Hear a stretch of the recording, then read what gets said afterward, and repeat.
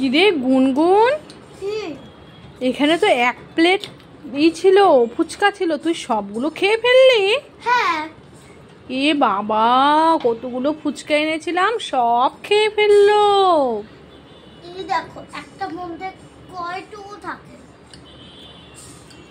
আমার তো এখনো পেটই ভরেনি।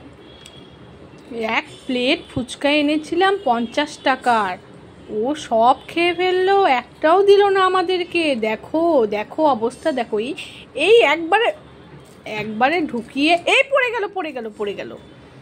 কিভাবে খাচ্ছিস তুই? ফুচকা এত ফেভারিট, বাপরে বাপ, একটাও কাউকে দিল না। আর কোনোদিন দেবো না। এ বাবা, আর কোনোদিন দেবও না বলে, দেখো দেখো। আমার ফেভারিট। এক প্লেট ফুচকা এনে মানে মাত্র টেবিলে থোয়ার সঙ্গে সঙ্গে নিয়ে খাওয়া শেষ। আমি পুজোতেও ফুচকা খাই।